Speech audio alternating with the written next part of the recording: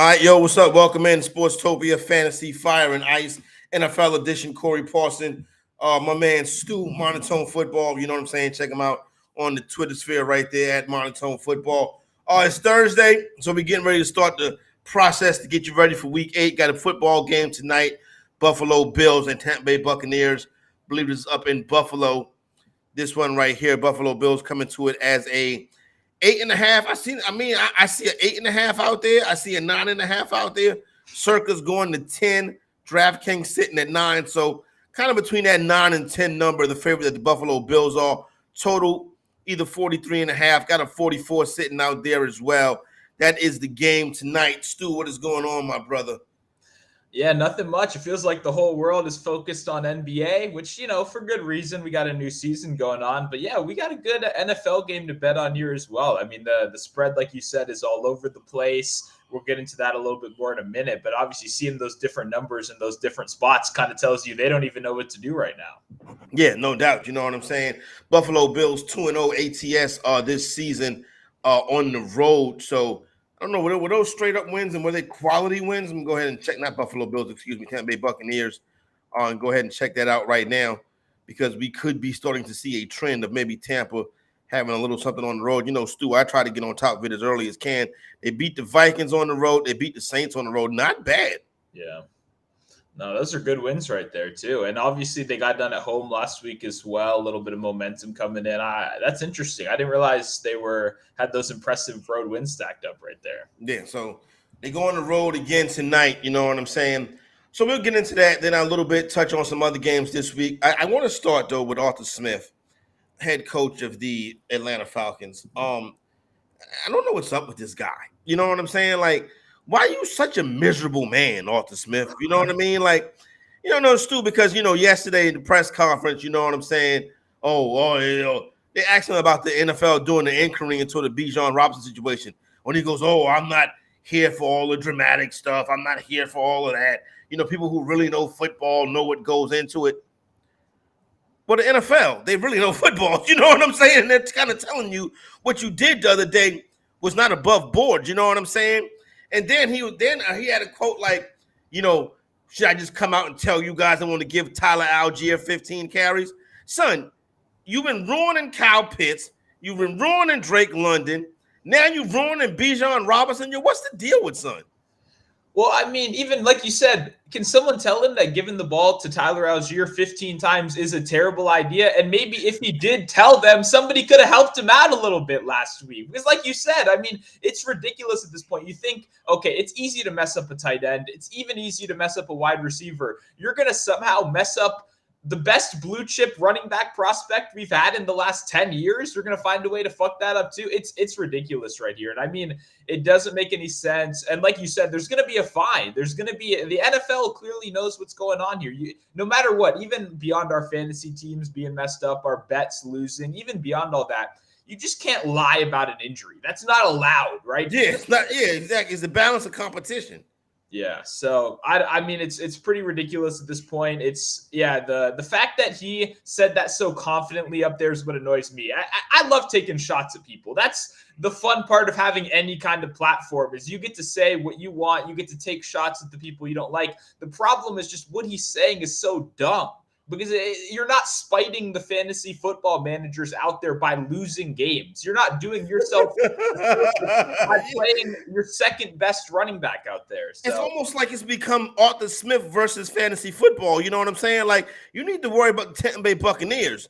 You need to worry about the New Orleans Saints. You need to worry about the teams that you can't beat week in and week out instead of worrying about us.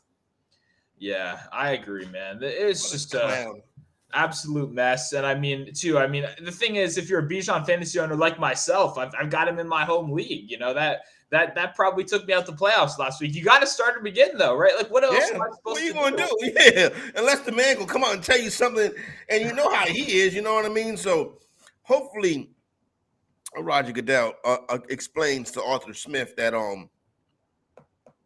these people that you're aggravating, we need these people. You know what I'm saying? Because we don't want to have to go to an in-season tournament to get our fans back.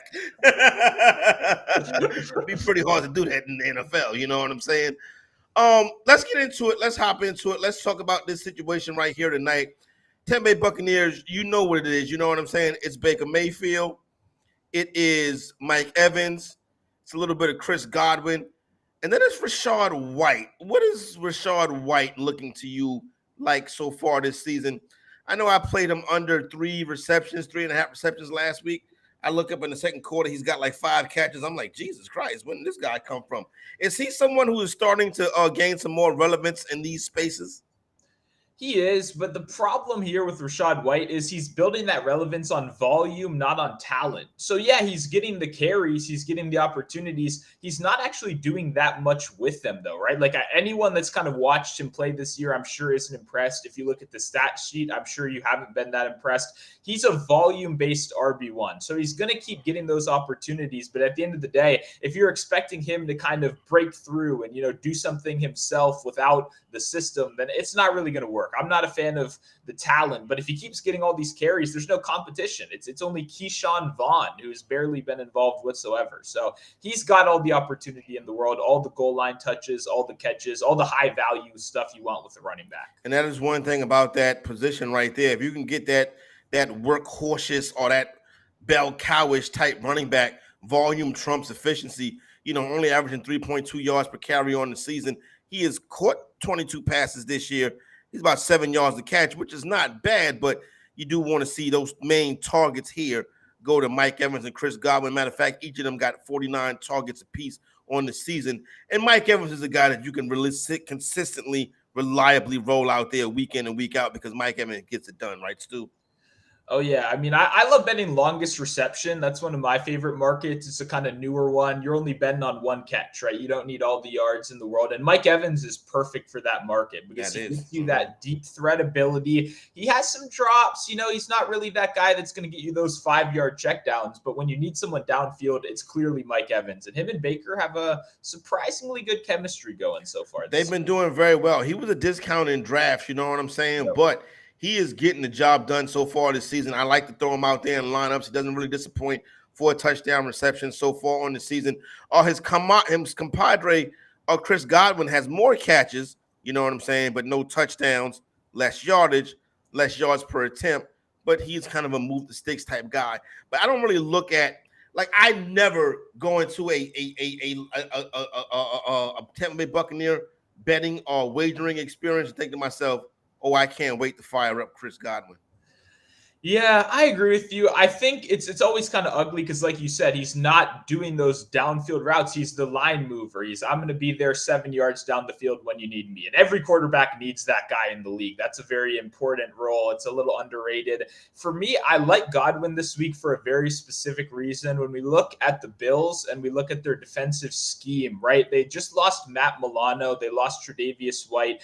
They've been a lot weaker over the middle. When you look at DVOA, they're the 30th best team in the NFL at defending over the middle without Matt Milano. So in snaps where he is off, they are one of the worst teams in the league defending that over the middle chunk of the field. That's where Chris Godwin's going to be. And there's going to be no competition. It's going to be him and Cade Otton, who is their tight end, who has not been doing much. So for that very specific reason, the weak in the linebacker core, the great safeties helping with Mike Evans, I think Godwin is going to give you one of those 9 for 80 kind of games where he just stacks up those receptions.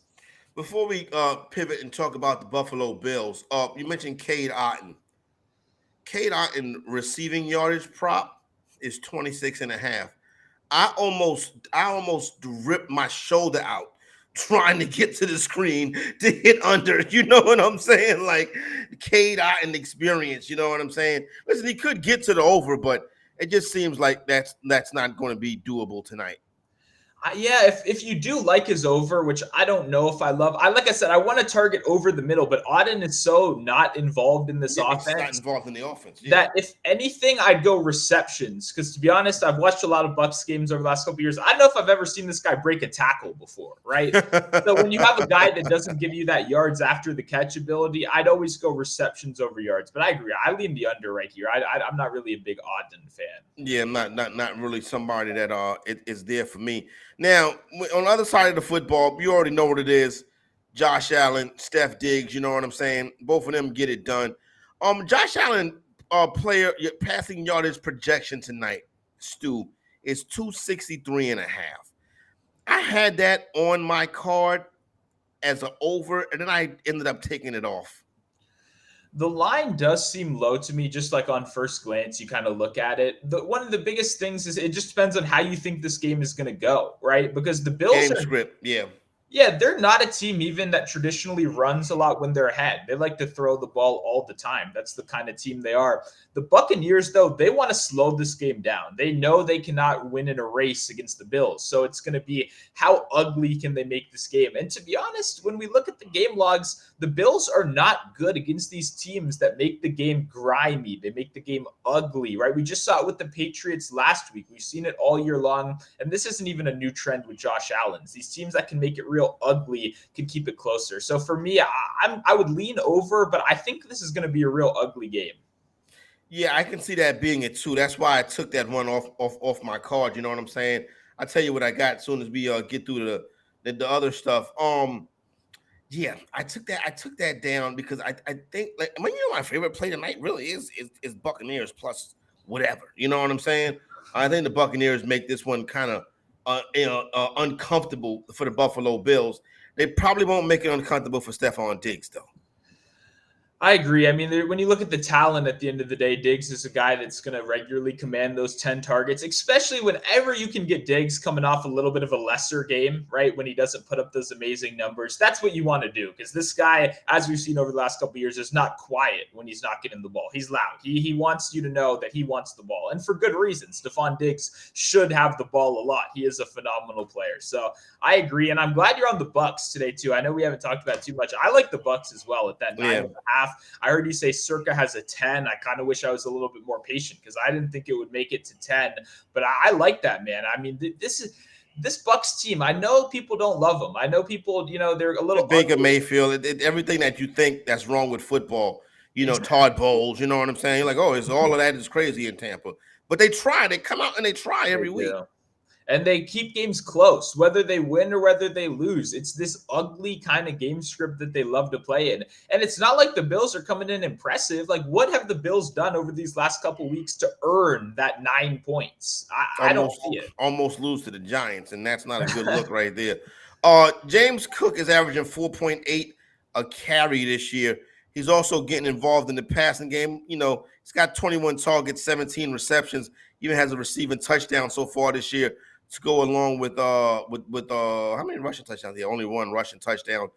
Is James Cook somebody that interests you tonight? Is this a good game script for him? It probably is a good game for him. To be honest, though, the place I'm going to get real creative today, we call it the contrarian edge optimizer. Let's for a reason. You want to get different. It's Latavius Murray. That's who I'm going to be. Murray. Got it. The oldest running back in the league, baby. I know it's a little bit scary at this point, and it's a surprising stat as well, but they like this guy. 42% of snaps in back-to-back weeks, even when the game script was real ugly last week, and there was really no reason to be running at all. We still saw Latavius Murray in there, and you kind of hit at it at the end of that. Cook only has one touchdown this year. There's been one clear place they don't trust him, and that's the red zone. He's not getting these red zone opportunities. That's what wins you a lot of money in these primetime tournaments. You get a touchdown, and suddenly you're feeling a lot better. I think Latavius Murray is a pretty good shot for a long shot touchdown right here, and I think he steals some carries away from Cook. So that's where I'm getting a little different today. Interesting stuff right there. Let me read you my pick'em, get some of your thoughts on it. I put this in, if I can find, it's always so hard to find these things. I put this in before in my break in the action between the NFL and NBA show. I took this is underdog. I took James Cook higher than 2.5 receptions, Cade Otton lower than 26.5 receiving yards, Rachaad White higher 12.5 attempts. I like it. For me, though, the one place I'd go different is I like Rachaad White receiving a little bit more than rushing. I think this Bills front line is good. Like, they have been very consistently good against the run, but man, that's a low number. I've kind of been the top of the Rachaad White hate group so far this year. Nothing against the guy personally, but at the end of the day, you got to make some money betting these unders. But 12.5 is real low. That's always my problem with betting the unders is I know he's still going to get 15, 16 carries a game because they give it to nobody else on that team. And like you said, they want to keep away from Buffalo Bills offense. You know what I'm saying?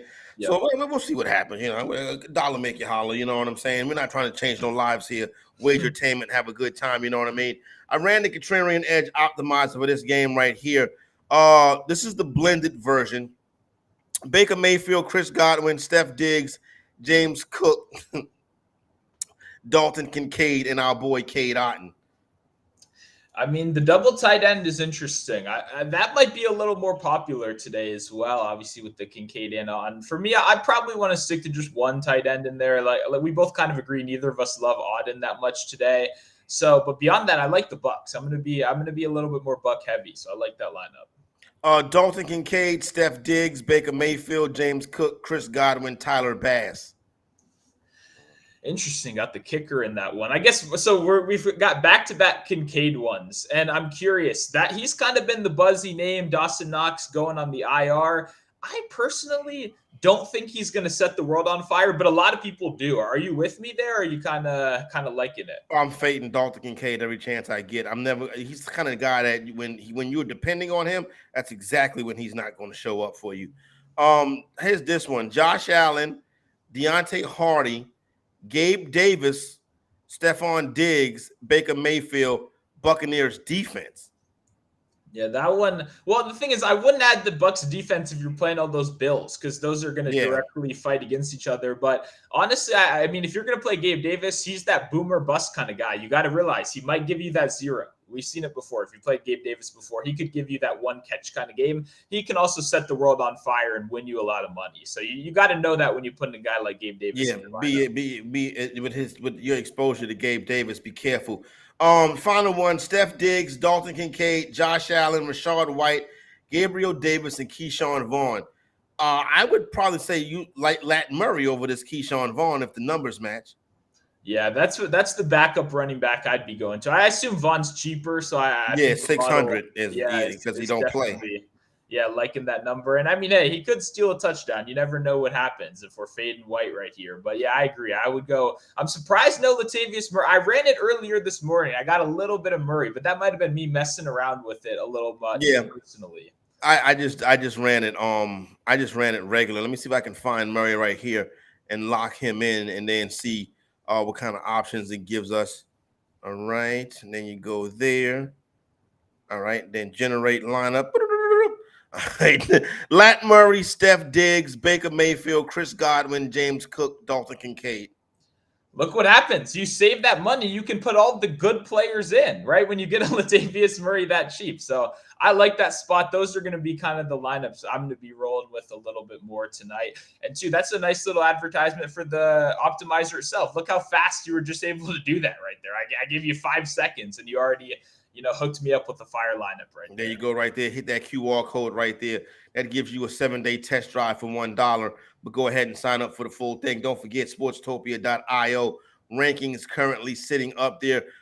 Stu, let's go through some of the games coming up this week that I find interesting. And if I miss one, you please fill me in and bring me up. Let's go to Big D. Dallas Cowboys, 6.5 home favorite over the LA Rams. The Cowboys is a home favorite. Past couple years has been money. Open up 6.5 is starting to drop. Total 45.5 in this one right here. I was talking with Steffi Smalls yesterday. I was on her show, and she was talking about how she had lost a wager because of Michael Gallup. I've never, ever in my life relied on Michael Gallup for anything. You know what I'm saying? So that probably was her mistake right there. But in Dallas, it's concentrated, right? It's concentrated. It's Tony Pollard. It's CeeDee Lamb. And then it's really the Cowboy defense. I completely agree. You nailed it right there. You never want to be sitting there on Sunday with your money on the line and it's Michael Gallup that you got your money on. No, you want it to be one of those couple guys. For me, it's always Pollard. I mean, it's clear. This team has said it multiple times in the media. We want to run the ball and we want to let our defense win games. I think that's a bad way to coach a team, that you want to win a championship. That's my opinion on it. But they're clear on what they want to do. And that's what we like as fantasy owners, as bettors. We want a coach that's going to tell us what they're going to do. And he's made it clear we're giving the ball to Tony Pollard as much as possible. So I'm going to be on Tony Pollard, probably receiving yards once again, maybe a little bit of rushing as well. The Rams, interesting. The Rams running game, obviously waiver wire. You know what I'm saying? Darrell Henderson and what's your man name? The other cat. They got a lot of guys. Gaskin, Evans. They got everyone over there. Whoever. You get what I'm trying to say. All the Los Angeles Rams running back. And then obviously Puka and Cooper Kupp. Anybody interest you coming the other way in this one? It's kind of hard to ignore Puka. Yeah, after you got that about to week. say you got to look at those 2 wide receivers. Especially because Dallas, the thing is, without Diggs, they're still a good secondary, but they're going to be down a man now, right? And Bland is going to have to step up. He's been underrated so far this year, but Played well. He's got an interception in just about every game. Oh, I've been on Bland. I've been talking this guy up. But what I was getting to right there is that means he's going to have to shift to the wide receiver 1, the Cooper Kupp. That means the even better matchup for Puka Nacua on the other side. That's who I'm going to be going to. And the only problem is if he gets super, super popular, I might have to pump the brakes because people on Twitter, if there's one thing we know about DFS and fantasy football Twitter, they love playing a guy with a cool name. And they're probably going to do that again this week. Back in the day, they hated Cecil Shorts, though. Never really saw Cecil Shorts in lineups, but Cecil Shorts was a dominant fantasy asset for like a season and a half. You at this point, do you start a slate? Okay, like slate starters, Christian McCaffrey, Tyler Lockett. I mean, not Tyler Lockett. Tyreek Hill, Puka, Cooper Kupp, and then AJ Brown. AJ Brown is in that tier with the lineup starters. How you starting this week? I'm starting with AJ Brown. You know what I'm saying? Would you agree with that? I would. I mean, he's especially this week. I was gonna say, obviously we have a good matchup right here as well. But when you just look at AJ Brown's profile, I mean, the guy, just take away stats and everything else. The stats are really good, by the way. And you just look at the guy. This is like an uber talented wide receiver that you don't see on every team, right? This guy's Terrell Owens. He's a new Terrell Owens. It's the athleticism, but it's also the route running. Being able to do everything he can do at that size is crazy. And you hinted at it, the matchup right here. Washington has been one of the worst deep ball defenses in the league. That is exactly where AJ Brown does most of his work. He's going to be getting some young corners on the outside. I agree. This is a week where you want to start your lineups with AJ Brown. AJ Brown, definitely good to go. Saints Colts, interesting. Low total, but I think these teams, I think the Colts can get after it. I don't know how to put it like this. I know one thing I'm not doing. I'm not touching this game from a wagering standpoint. From a player prop standpoint and the DFS standpoint, is it anything here? Are we Jonathan Taylor? Are we 47 catches for Alvin Kamara? Like, what is it? That's one sign you can depend on. Alvin Kamara going to touch the ball 20 times. I was going to say, and I mean, the receptions have been where it's been at this year. It's not been the running game, maybe like years past. So that would have to be where it is. This is an ugly game for me. I'm not going to be too heavily invested. I'll say Alvin Kamara on the Saints side, receptions is something I'm going to look at for prop betting 100% because that Colts line is pretty solid. They've got some good linebackers as well. You can beat them a little bit more in the passing game. So that's where I'd go. And then on the other side, it's kind of hard to ignore Michael Pittman at this point. He just keeps every week get it done. Every week, Michael Pittman gets it done. And Minshew don't mind throwing it. You know what I'm saying? Oh, yeah. Which Steeler matter of fact, rank these 3 wide receivers: Jacksonville and Pittsburgh. Jacksonville, a road favorite a short road favorite at Pittsburgh. That's the scariest words in the world. A short road favorite at Pittsburgh. You already know how this is going to play out. Calvin Ridley, Christian Kirk, Deontay Johnson, George Pickens. Rank those 4.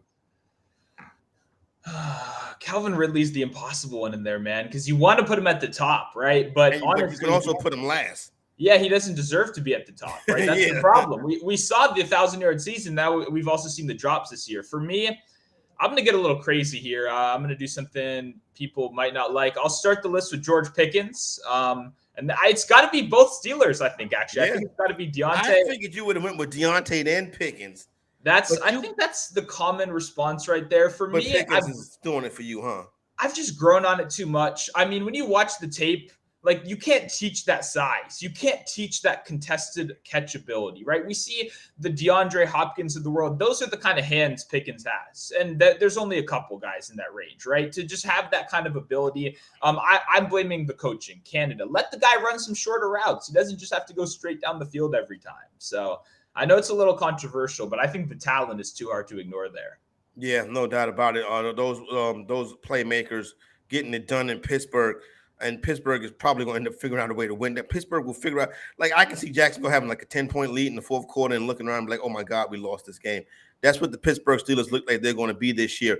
Houston's in Carolina. They're down here in my neck of the woods. Charlotte right up the road. They're taking on Charlotte. They're taking on Carolina this weekend. Houston's a 3-point road favorite in this one. C.J. Stroud versus Bryce Young, top 2 picks of this year's draft.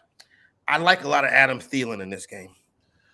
Yeah, I got a feeling about Adam Thielen. I mean, after that bye week, we've seen so much Adam Thielen. That's all he do. Forget a little bit, right? That's what you're thinking. People might forget. They might take their foot off the gas, and we just go right back. The interesting thing I'm seeing, too, they've made a shift in their play calling. They've shifted to their offensive coordinator being the guy that's going to call the plays. It's no longer going to be Frank Reich. The good news is we saw him call plays in the preseason already. Guess who was the leader in targets in the preseason? It was still Adam Thielen. So you got nothing to worry about for Adam Thielen there. The thing is, the sharp bettors, a lot of the guys I know that are very respected in the space, they like Carolina this week. And that's where I kind of agree with that. Yeah. I see why they're doing it. I think they're putting a lot of emphasis in this play calling shift. They're hoping we see better from Bryce Young because the defense isn't bad. It's a solid defense at the end of the day. You just need some dudes like Derek Brown on that defense. You know what I'm saying? Derek Brown's arms is the size of legs. Yeah, and no, they got plenty of weapons. They got some good linebackers as well. Lovo, I forget how you pronounce it, but they got some good guys over there. My concern is still, can you score? Because you can't cover 3 unless you can't score. And for me, I still don't think they can score. I know they got a new offensive coordinator. Maybe we'll see some better play calls. A lot of sharp money is on Carolina. I don't like going up against sharp money, especially sharp money been wrong a lot this year, though.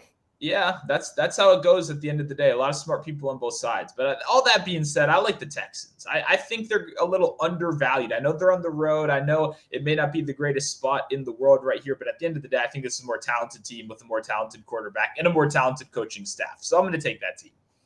Miami laying a big number down there in Miami versus the Patriots.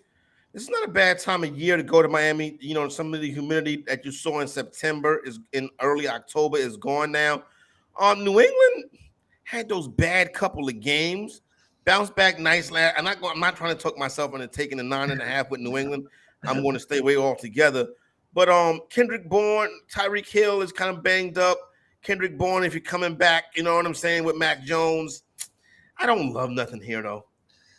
The problem, this Miami home field is really good because they get the sun to shine on the opposing team, right? I don't know if you've seen that. It actually works. It's pretty genius. I don't know who came up with that, but they do have some solid home field advantage. For me, we obviously saw the Patriots slow them down a little bit earlier in the season. You kind of have that, thought, can we do it again? For me, it's just a pass. Why would I want to try to guess? Tyreek Hill being out is a huge deal because that's who they base their offense through. So Jalen Waddle is good, but are we going to be able to run everything through kind of a little bit slightly injured Jalen Waddle? I don't know. This just screams like a no bet for me. Not even turn this game on all week. Yeah, no doubt. I probably won't even take a look at it. I will have my eyes on some Jets and Giants, though.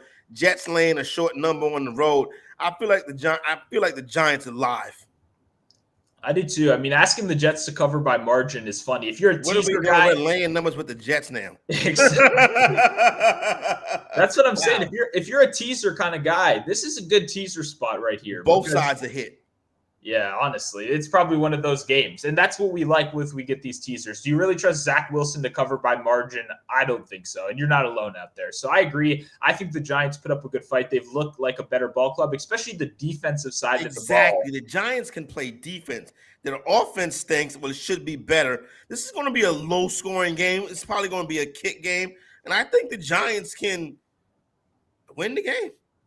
Yeah, it's the Jets will go as far as the running game can take them. That's as far as they'll go. So as far as Breece Hall can take them. But the problem is we've seen this Giants rush defense have back-to-back strong weeks. So they're going to be coming in with confidence as well. As you saw in the beginning of the year, it felt like they missed every single tackle possible. Once they got that sorted out a little bit, I'm sure the coaching staff is out there fighting for their lives. They know they're next if these guys don't keep missing tackles. So I agree. I think there's some good value on the dog here. Yeah, probably a little bit of value on that dog, like you mentioned. Atlanta and Tennessee. Will Levitt's getting the start in this one right here. Interesting to see if Arthur Smith is going to use his backups or his starters. Maybe it's a Cordero Patterson game. Can I sell you some Cordero Patterson shares?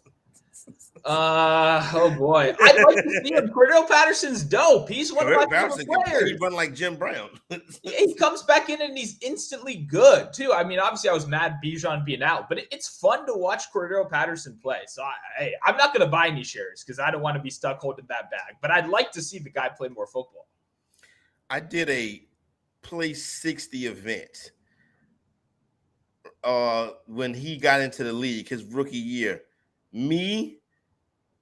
It was me and Kay Adams. How about that? Me and Kay Adams met up in Manhattan, went down to the Play 60 event, and I was producing while she was interviewing Cordero Patterson, Eddie Lacy, Laquan Treadwell, that class right there. You know what I'm saying?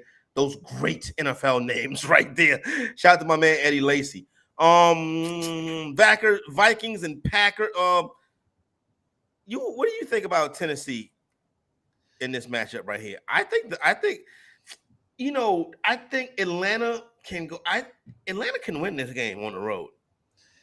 I had a 20-minute argument after our fantasy show for the waivers with Terrell on Tuesday. So if you want to go watch that show, I wouldn't argue with Terrell. it went a while. It did not get sorted out. But that argument ended up in me taking the Falcons, because if we're going to argue for 20 minutes, I got to get some money on it, right? I can't just be sitting out here arguing for no reason, even though no one ever will see that. For me, the biggest thing comes right here. I love Vrabel. I love Vrabel as a dog. All the trends in the world are going to tell you to take Vrabel as a dog.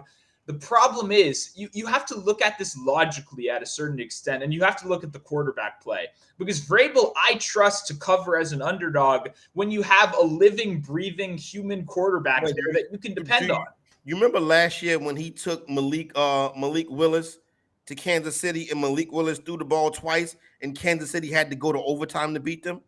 I do remember that was brought up in the argument a couple of times. Well, they cover, but see, covering 14. I know it's Kansas City. Different, yeah, exactly. But I wouldn't hate Tennessee if it was 14, because I think they keep this game close. They run the ball. He also covered against the Texans, where they just ran the ball 80 million times as well. I think the quarterback is your ultimate limiting factor, and I just think this quarterback play is too bad to depend on right here. Levis is obviously seen as a project quarterback across the board. Malik Willis, my argument, worst quarterback in the NFL starting right now. For me, I don't see any path to offense. And if I can't see this team scoring a touchdown, how am I supposed to bet on them to cover a spread? And by the way, 2.5, 3, you're not asking them to cover some big number. You're practically asking them to win the game. And I don't want to bet on that. I don't even want to be near that. I know the Falcons are ugly. Arthur Smith sucks. Falcons are ugly. Arthur Smith sucks. Everything you said. But you got to do it. Crazy too.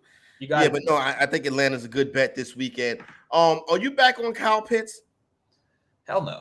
Absolutely not. You got to all year. Because I found myself putting Kyle Pitts in two lineups last week. I'm like, all right, let's see what happens here. If you drafted him in season long, you got to. Obviously, yeah. But for DFS purposes, when Jonnu Smith is right there and he's always $2,000 cheaper and they have the same workload, it's just there's no reason for me to keep going back to Pitts, because you have to pay that tax in name value. You're always paying at least a small tax in name value for Kyle Pitts, and I just don't want to be a part of that. I can dig that. Vikings and Packers is interesting. Obviously, no play on this one for me right here. One thing I will say, you probably can tease both sides of this game. You know what I'm saying? You can get either. This game is a touchdown. Will be inside a touchdown, so you can tease both sides of it. Low total. Give me some Jordan Addison, and I really don't care about anybody else.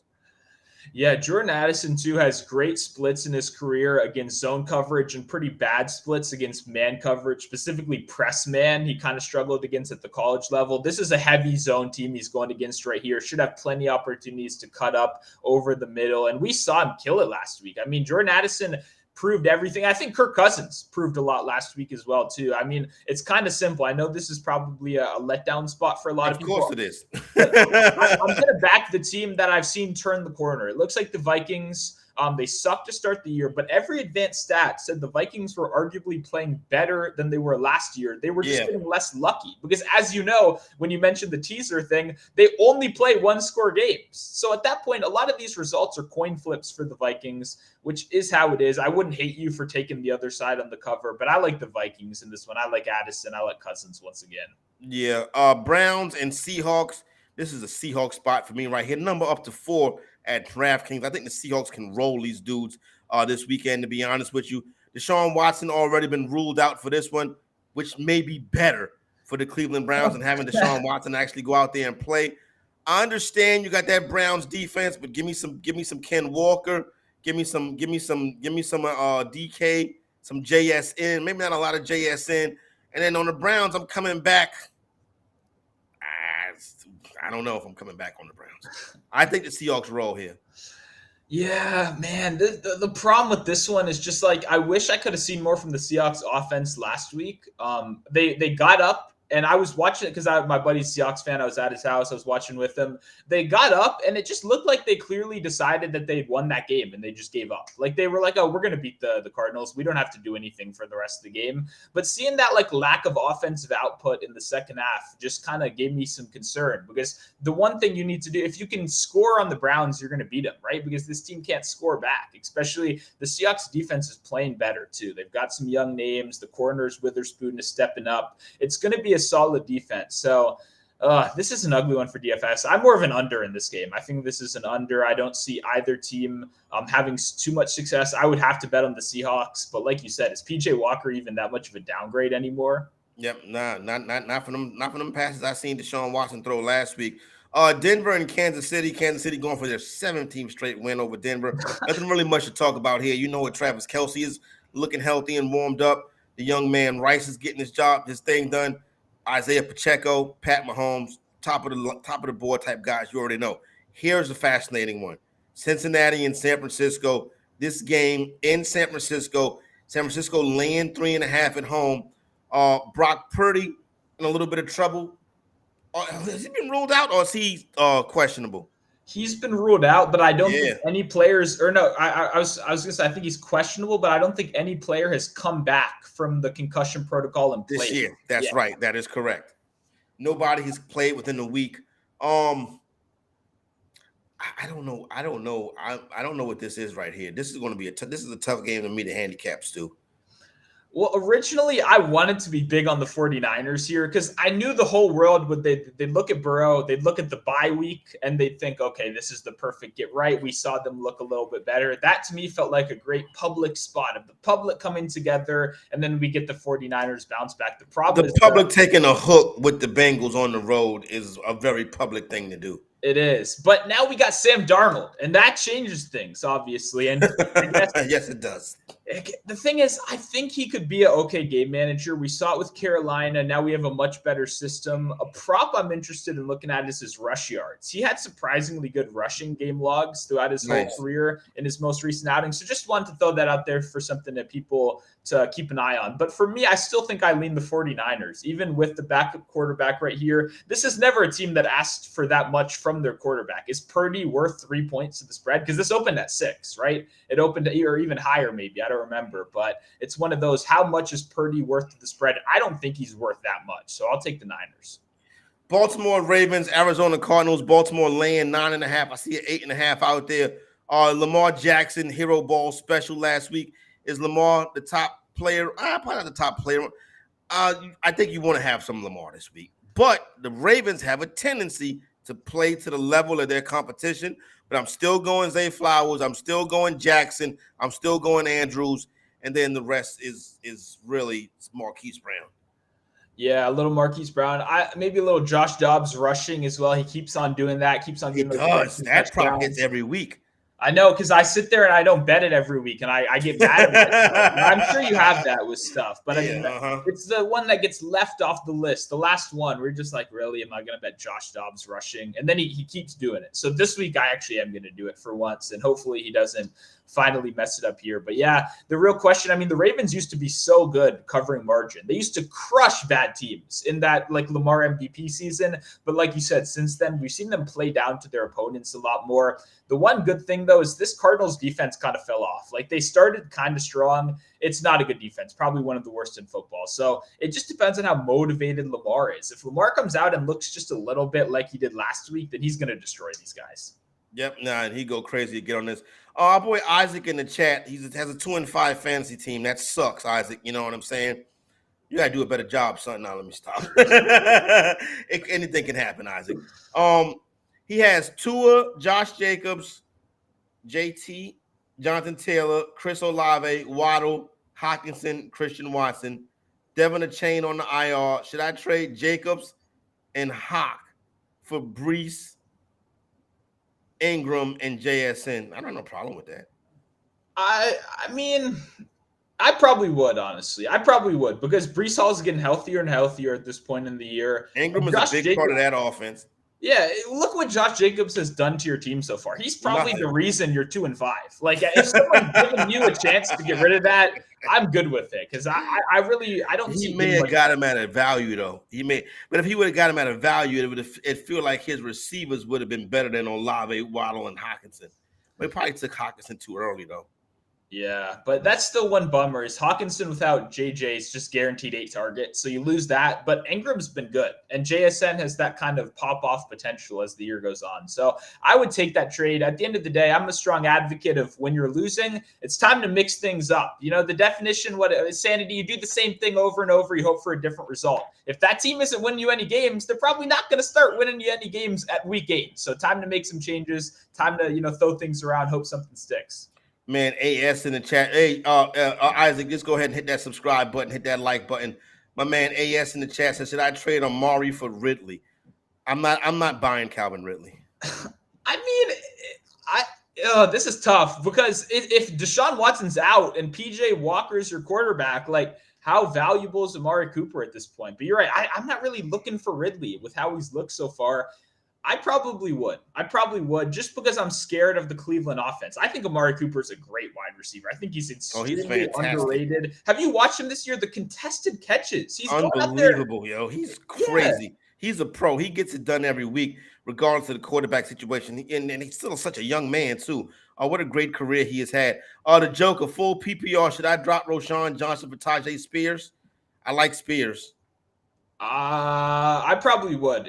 The thing is, with Henry and these trade rumors now, like, you want Spears, because Spears is already playing 50% of snaps with Henry there. When he goes, that's probably the best backup in football. We talked about it a little on the Tuesday waiver show if people haven't checked that out already. But yeah, I like Spears. I would do it. And if you're just any guy out there you're listening, even if your team's pretty good, I'd go pick up Spears, because he could be the best backup in football, especially if Henry's traded. All right, there you go right there. Thursday edition, NFL Fantasy Fire and Ice. Sportstopia.io is the website. I know my man Cody Carpentier got those rankings up there already. Stu got his work out there. You know what I'm saying? We'll be back tomorrow for more NFL stuff. For Stu, it's the fantasy exec. See you tomorrow.